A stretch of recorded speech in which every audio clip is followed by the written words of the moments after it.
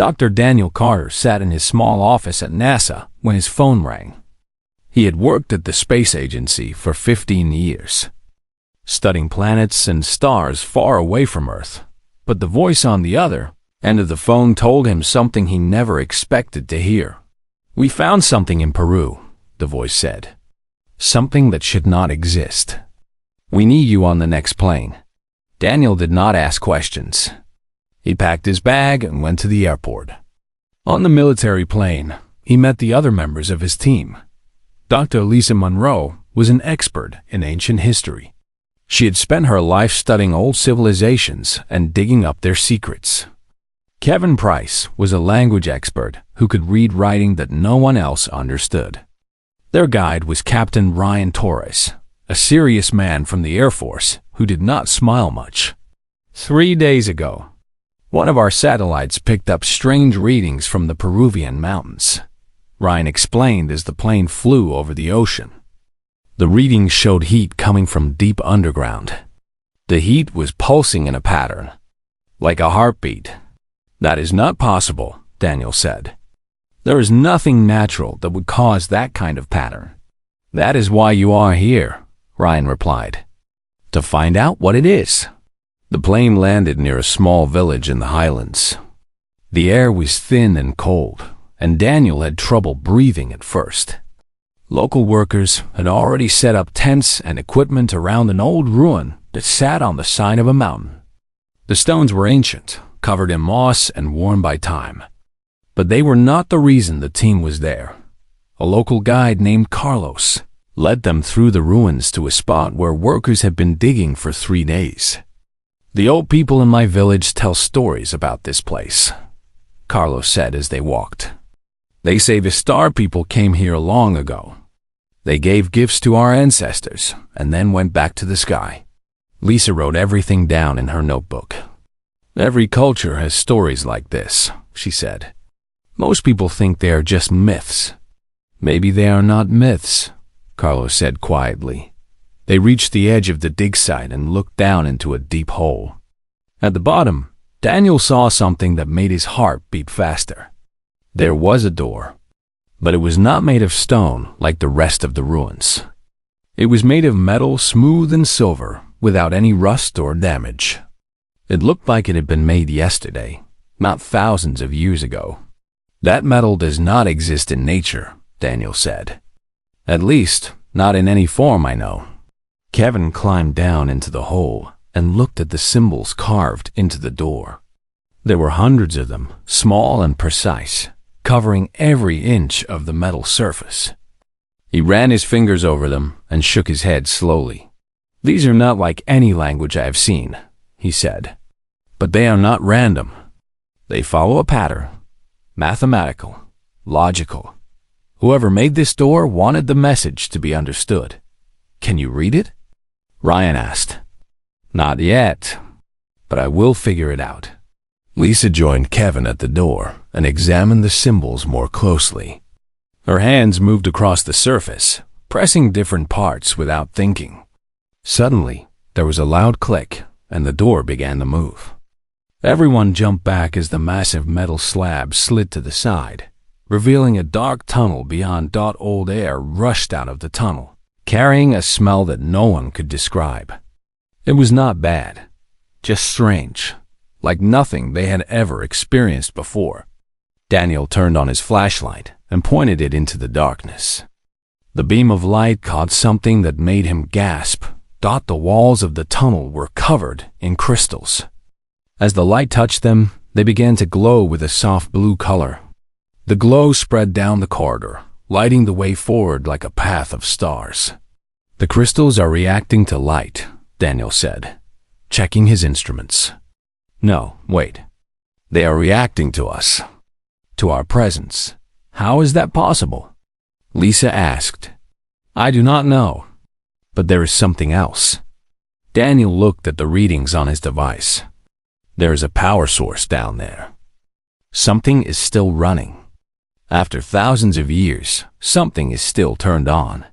Ryan spoke into his radio, calling for more soldiers to secure the area. "No one goes in without my permission," he ordered. We do not know what is down there. But Daniel was already walking toward the tunnel. He could not stop himself. Every scientist dreams of a discovery that will change the world. This was that discovery. He could feel it in his bones. "Dr. Carter, stop," Ryan commanded. Daniel paused at the entrance and turned to face the captain. "This is why I became a scientist," he said. "To find answers. To understand the universe. Whatever is down there, it has been waiting for someone to find it. Maybe for thousands of years.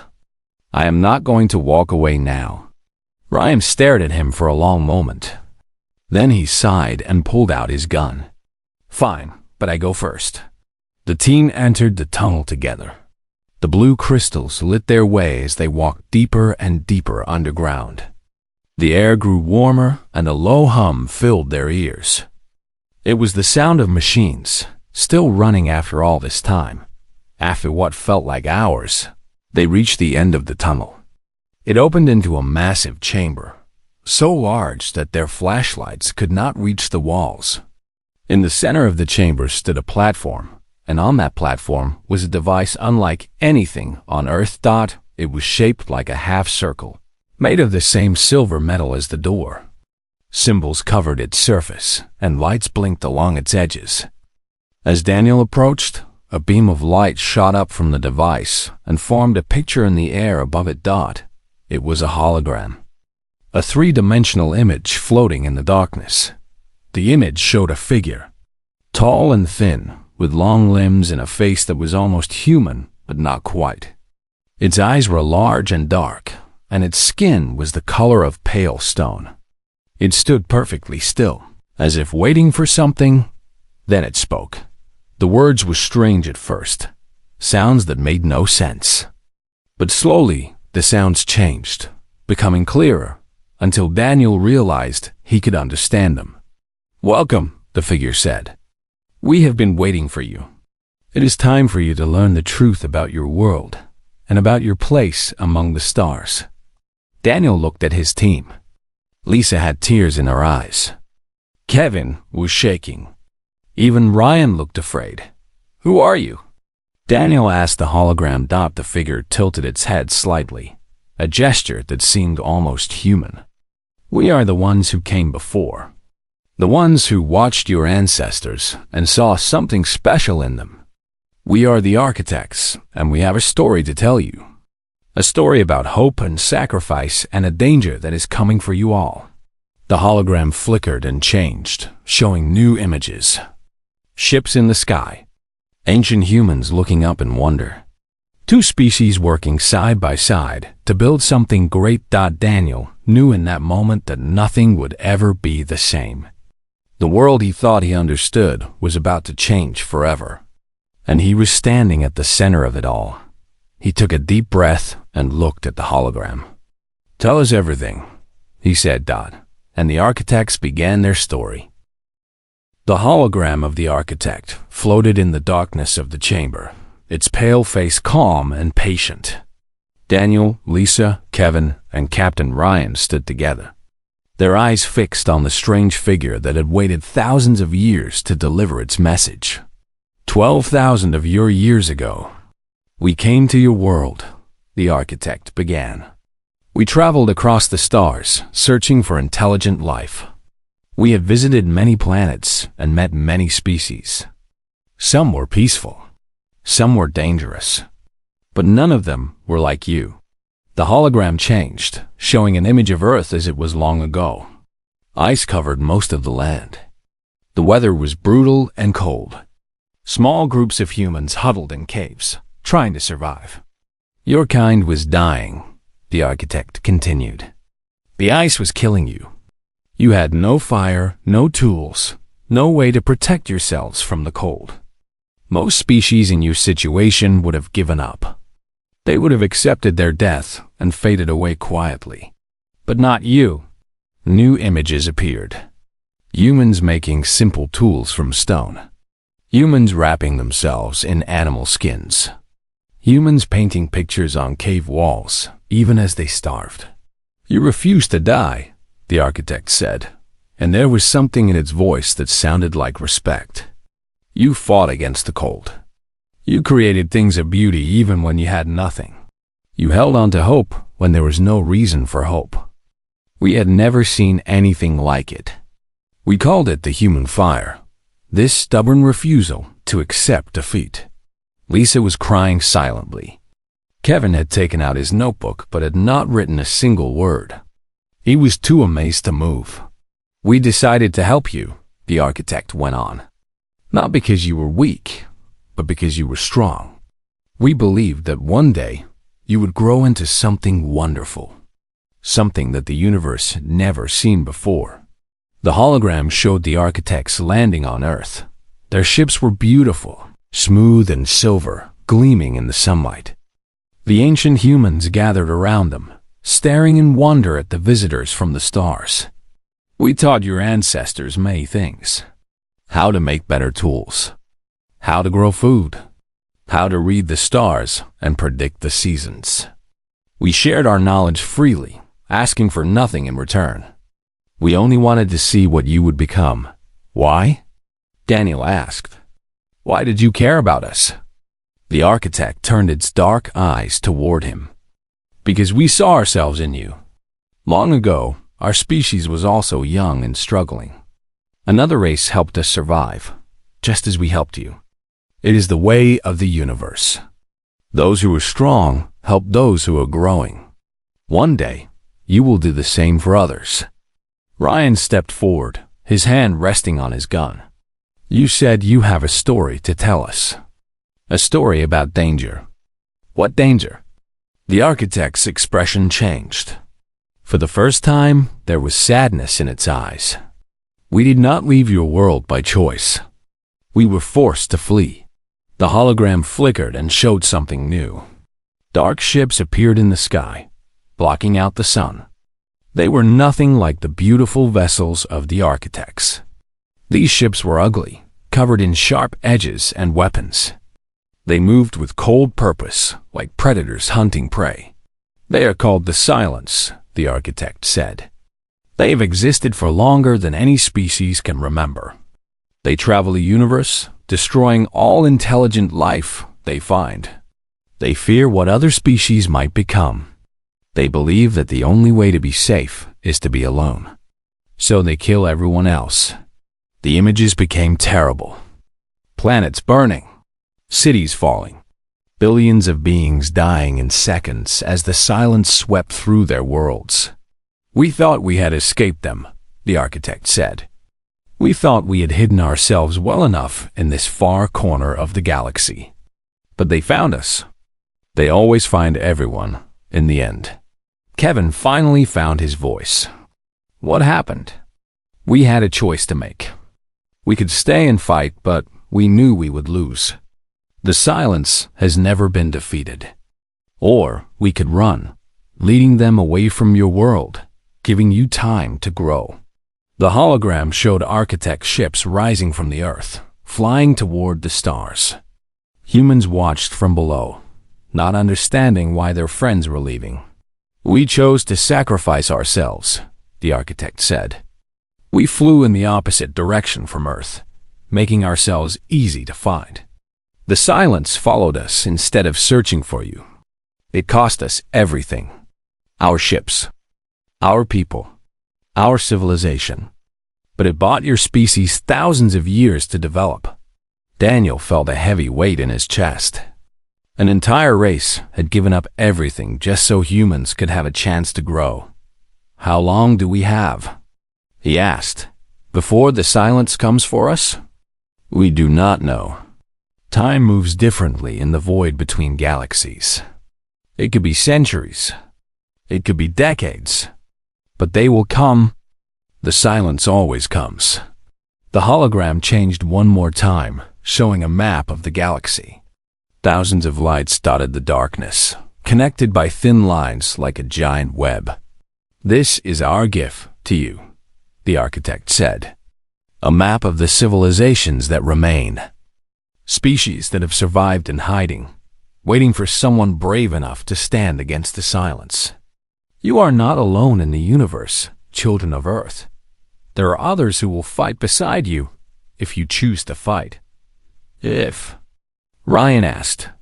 You think we have another option? The architect looked at him with something like curiosity. Many species choose to hide. They dig deep into their planets and hope the silence will pass them by. Some even choose to destroy themselves, rather than face the terror of waiting. We thought you might be different, but we wanted to give you the choice.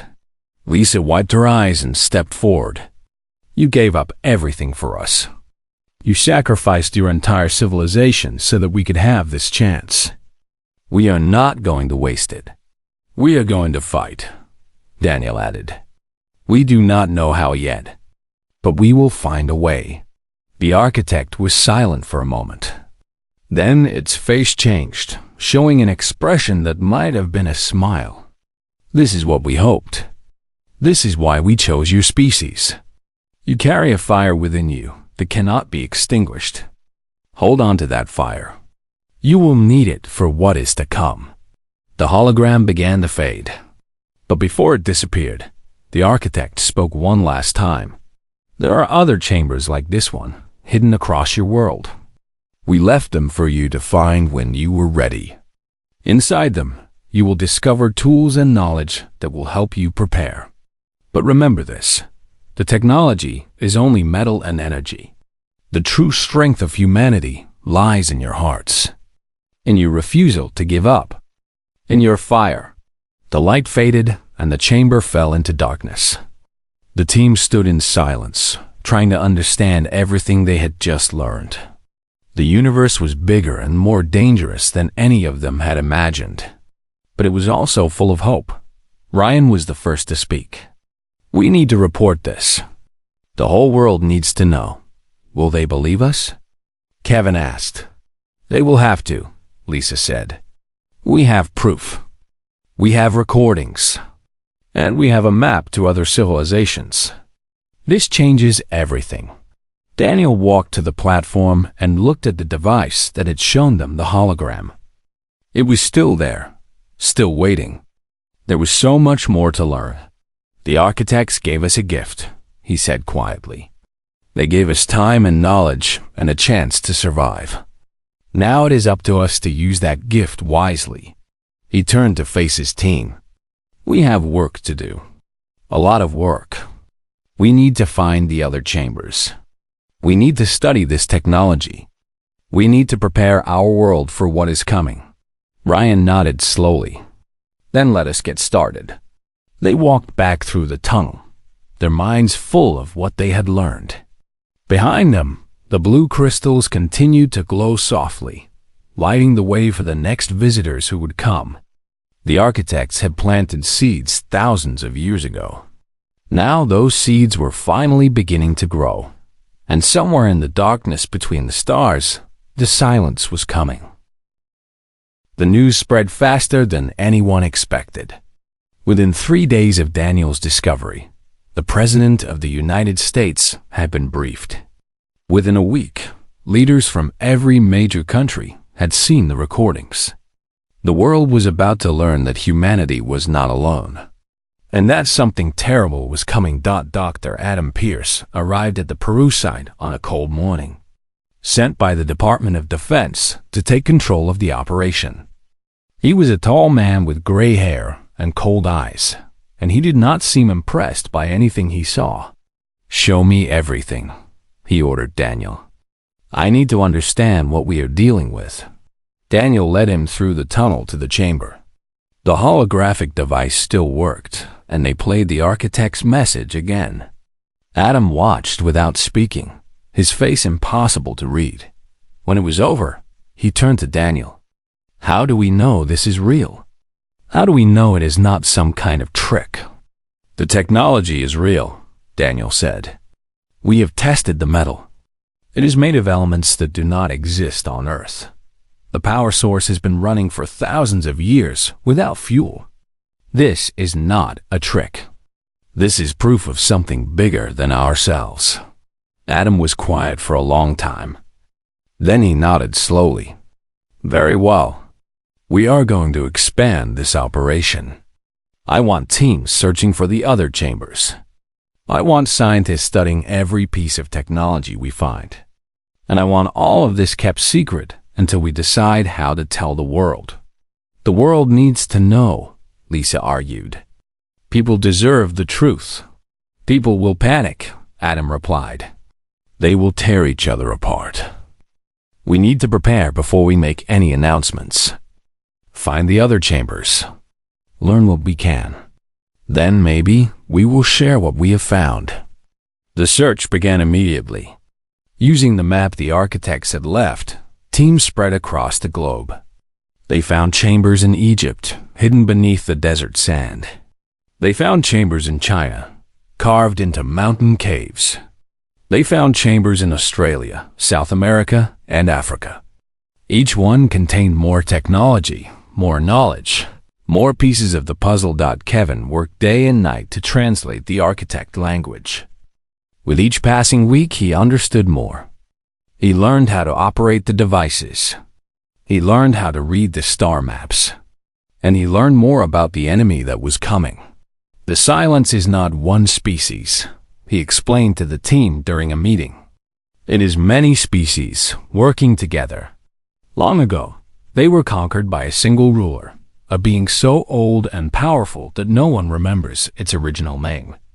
They call it the voice, and it controls the silence like a single mind controls a body.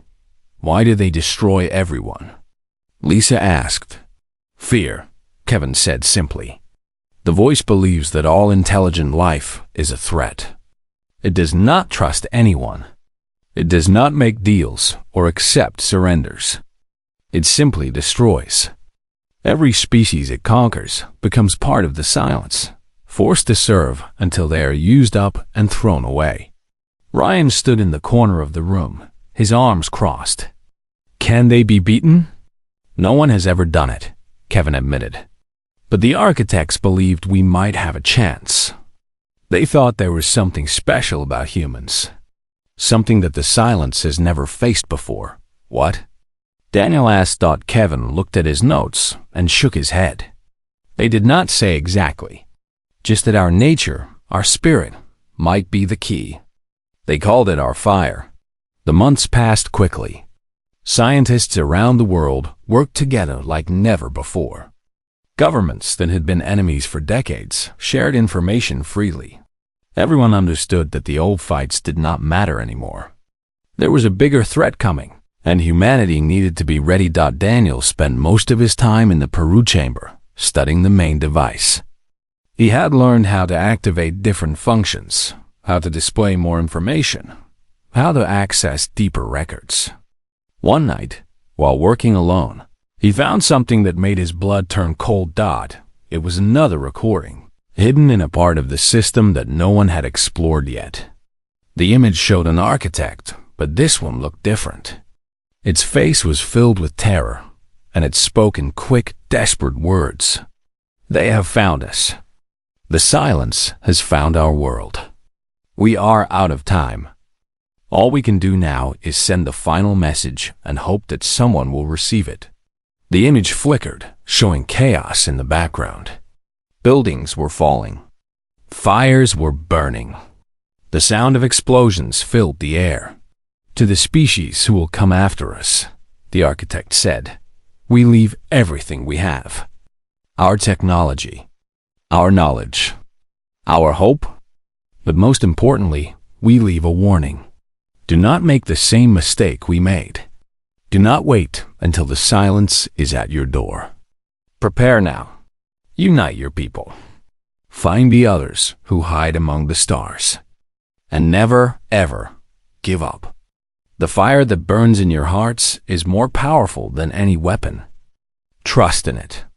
Fight with it. And maybe, just maybe, you will succeed where we failed. The recording ended, and Daniel sat in silence. He had known the architects were gone, but seeing their final moments made it real. They had died so that humans could live. And now it was up to humanity to make their sacrifice mean something. He reported his discovery to the team the next morning. Lisa cried again. Kevin punched the wall in anger and frustration. Even Adam Pierce, who never showed emotion, looked shaken. "We cannot wait anymore," Daniel said. "We need to tell the world.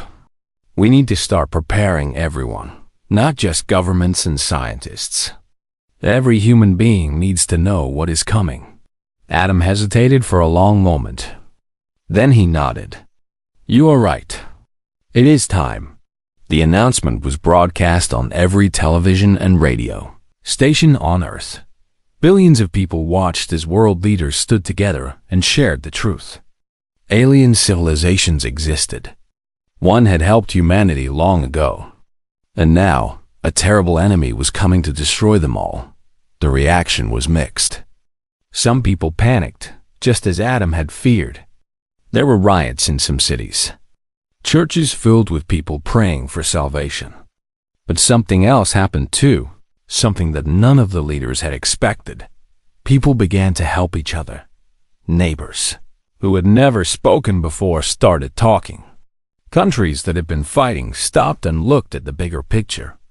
Volunteers poured into the research centers, offering to help in any way they could. It was as if the news of a common enemy had reminded humans that they were all one family. Daniel watched the response from the Peru side, amazed at what he was seeing. "Maybe the architects were right about us," he said to Lisa. "Maybe we do have something special." "The fire," Lisa replied. "That stubborn refusal to give up, even when things look impossible. We are going to need every bit of it," Kevin said, walking into the room with a stack of papers. "I just finished translating the latest records. According to the architect's calculations, the silence could arrive anywhere from 50 years to 500 years from now. There is no way to know for sure." "Then we prepare for the worst," Ryan said. "We assume they are coming soon. We build weapons. We build ships. We do everything we can in the time we have." Daniel nodded and looked out at the mountains of Peru. Somewhere out there, hidden in the stars, the silence was moving closer. But humanity was no longer sleeping. The fire had been lit, and it would not go out. "Let us get to work," he said. The greatest challenge in human history had begun. 20 years had passed since the discovery in Peru. The world had changed more in those 2 decades than it had in the previous 2,000 years.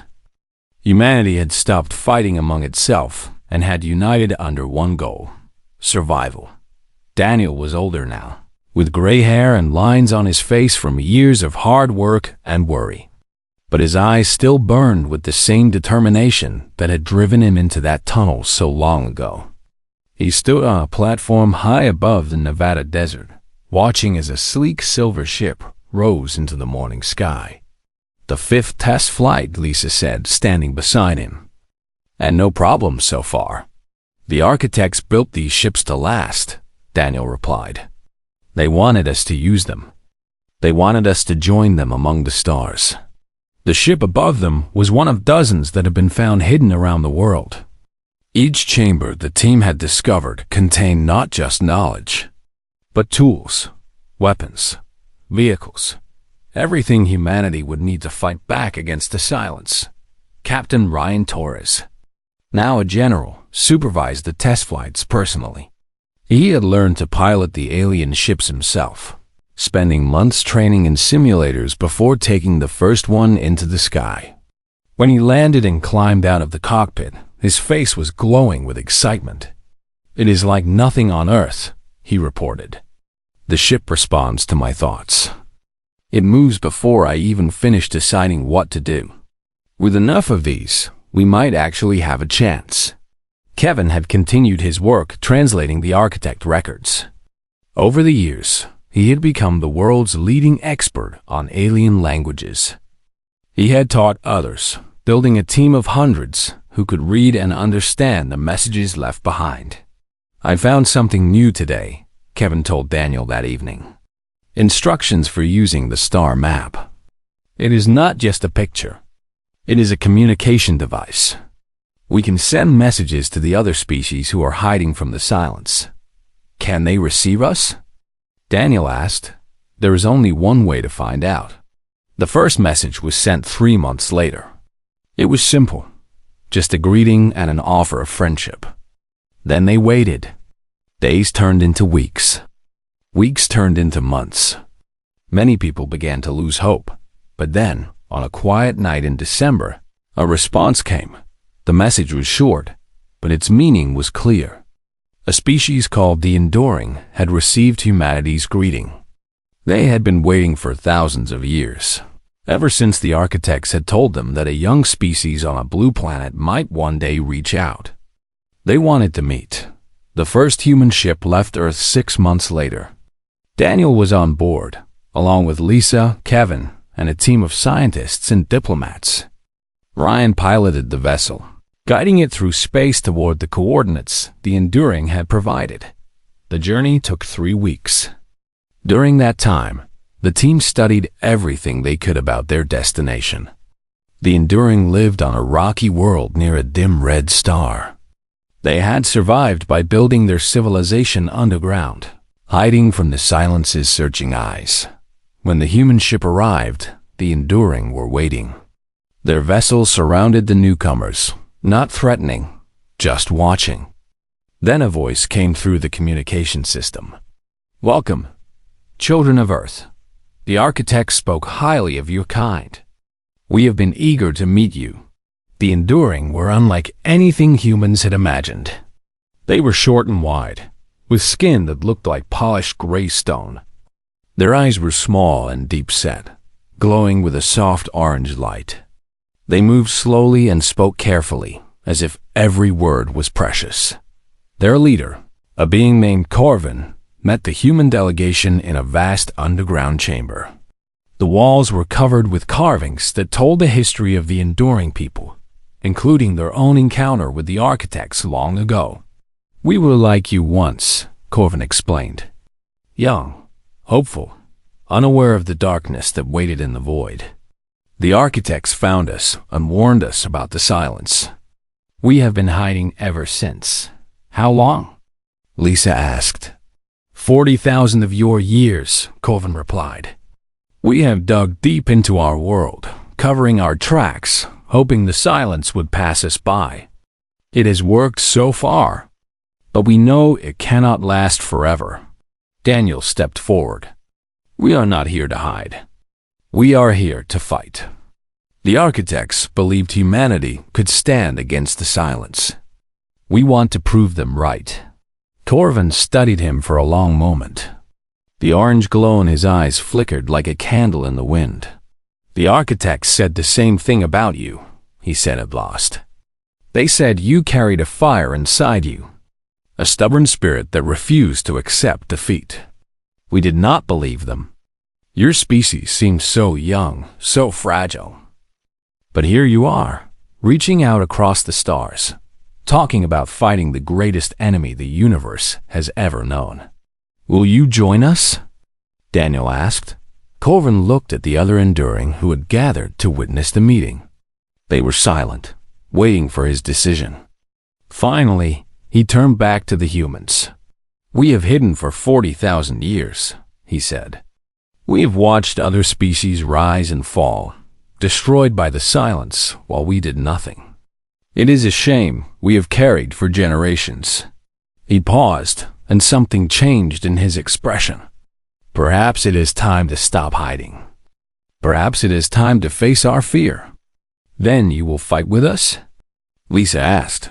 Corvin nodded slowly. "We will fight. Not because we believe we can win, but because you have reminded us of something we forgot long ago. There are things worth dying for. Freedom, hope, the chance to see our children live without fear." He extended his hand, a gesture he had learned from studying human culture. "You have our support, children of Earth."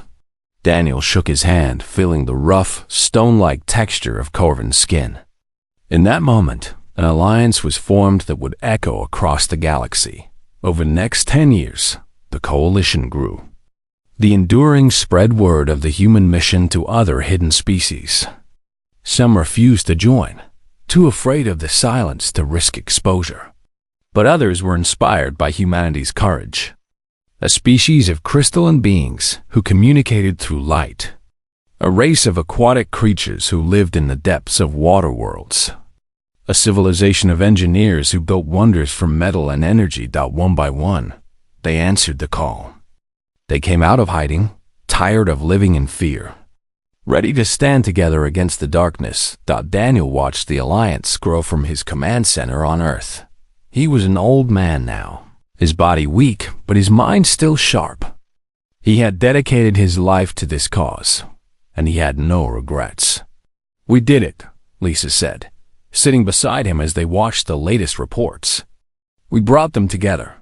Species that have been hiding for thousands of years are now working side by side."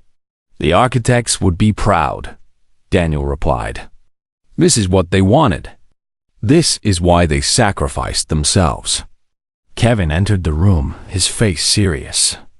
"We just received a new message from the Outer Rim Scouts. There is movement in the void between galaxies. Something big."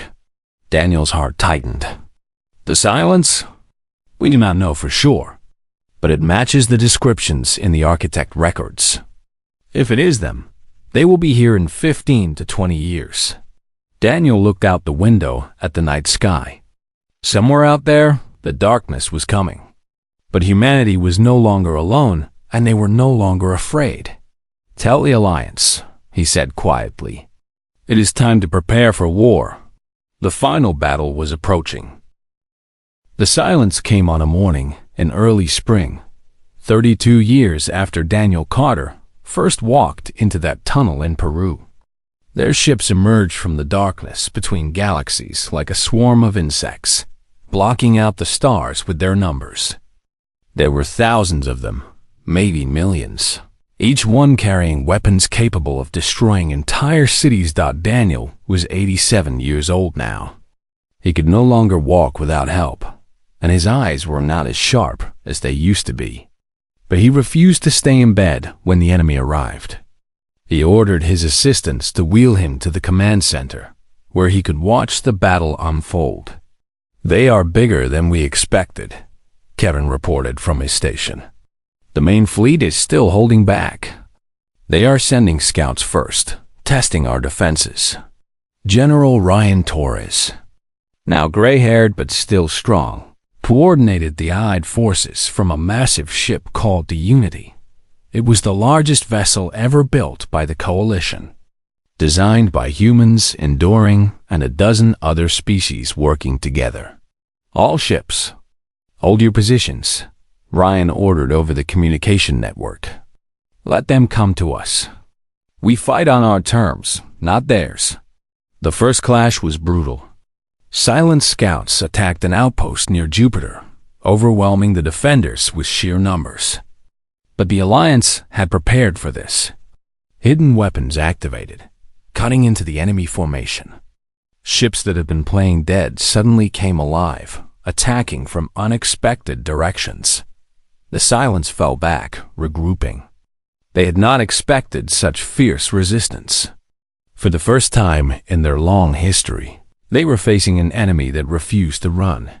Lisa stood beside Daniel in the command center, watching the reports come in. She was old too, her hair white and her face lined with age. But her eyes still burned with the same curiosity that had driven her into that tunnel so many years ago. "Do you think we can win?" she asked quietly. Daniel took her hand and squeezed it gently. "I do not know, but I know we will not give up. That is all that matters." The battle raged for 3 days. The Silence pushed forward, taking ground with every attack. They destroyed colonies on Mars and the moons of Saturn. They broke through defense lines that had taken years to build. For a terrible moment, it seemed like all hope was lost. Then the voice spoke. The message was broadcast on all frequencies, heard by every ship and every station in the solar system. The voice was deep and cold, without emotion or mercy. "You have fought well, creatures of this small world. Better than any species we have faced before. But your resistance is pointless. Surrender now, and we will end your existence quickly. Continue to fight, and we will make you suffer. Ryan looked at Daniel through the video screen. What do we say? Daniel thought about everything that had brought them to this moment. The architects who had sacrificed themselves. The allies who had come out of hiding. The billions of humans who had worked together to build this fleet. He thought about the fire that burned in the human heart, that stubborn refusal to accept defeat. Tell them we will never surrender, he said. Tell them they have never faced anything like us. And tell them that if they want our world, they are going to have to take it from our cold, dead hands. Ryan smiled, the first smile anyone had seen from him in days. He activated the communication system and sent the response. The Silence's answer was immediate. They threw everything they had at the human fleet, holding nothing back. Ships exploded on both sides. Thousands died in seconds. The darkness of space filled with fire and debris. But something strange began to happen. The Alliance was not breaking.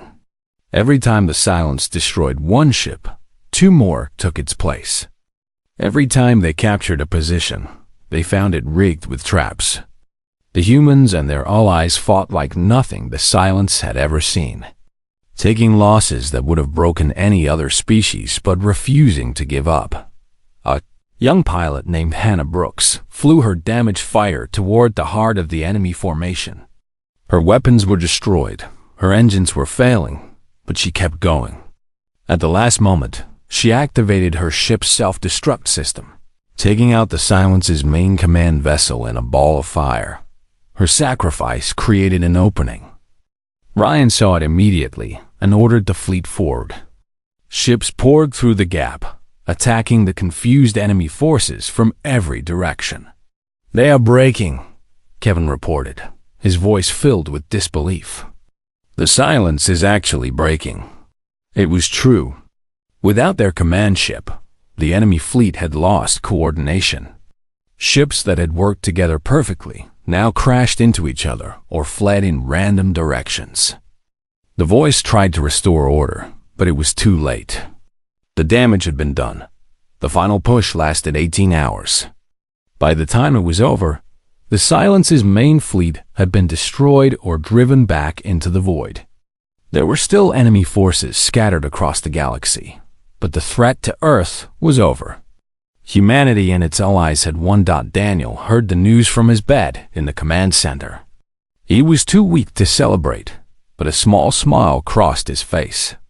"We did it," he whispered. "We actually did it." Lisa sat beside him, tears running down her cheeks. "The architects would be so proud." "They are watching," Daniel said. "I am sure of it. Wherever they went when they died, they are watching and celebrating with us." He closed his eyes, feeling the weight of decades lifting from his shoulders. He had lived long enough to see the impossible happen. He had seen humanity rise from a small, frightened species to become the leaders of a galactic alliance. He had seen the fire that the architects recognized so long ago burn brighter than anyone had imagined. "There is one more thing I need to do," he said, opening his eyes. "Help me record a message." Lisa set up the recording device, and Daniel looked into the camera. His voice was weak, but his words were clear. "To the people of Earth and to our allies among the stars. Today we won a battle that many believed was impossible. We faced an enemy that had destroyed countless civilizations, and we drove them back. But this is not the end. The Silence will return. They always return. And we must be ready." He paused, gathering his strength. "I am an old man now. I will not be here when the next battle comes. But I want you to remember something. The architects chose us for a reason. They saw something in humanity that gave them hope. A fire that burns inside us. A spirit that refuses to give up, no matter how dark things become." He leaned forward slightly, his eyes intense. "Hold on to that fire. Nurture it. Pass it on to your children and grandchildren. Because as long as that fire burns, we can overcome anything. We are humanity. We survived ice ages. We crossed oceans. We walked on the moon. We reached the stars. And today, we defeated the greatest enemy the universe has ever known. He smiled. And for a moment, he looked like the young scientist who had walked into that tunnel so many years ago. The architects gave us a gift. Knowledge, technology, hope. But the victory was ours. We earned it with our courage, our sacrifice, and our refusal to accept defeat. Remember that. Always remember that. The recording ended, and Daniel leaned back in his bed. Outside the window, the sun was rising over the Nevada desert, painting the sky in shades of gold and red. "It is beautiful," he said softly. "Yes," Lisa agreed. "It really is." Daniel Carter died 3 days later, surrounded by friends and family. His funeral was broadcast across the entire alliance, watched by billions of humans and aliens alike. He was buried in Peru, near the tunnel where everything had begun, but his legacy lived on. The fire he had spoken of continued to burn, passed from generation to generation. Humanity grew and expanded, building a civilization that stretched across the stars. They found the other chambers the architects had left behind. They met new allies. They prepared for the day when the silence would return. And when that day came, centuries in the future, they were ready. The fire still burned. It would never go out, because that was what it meant to be human. To face the darkness and refuse to be afraid. To stand together when the universe tried to tear them apart. To keep fighting, keep hoping, keep reaching for the stars, no matter what. The architects had been right about them. They always had been. Humanity carried the fire, and the fire would light the way forever.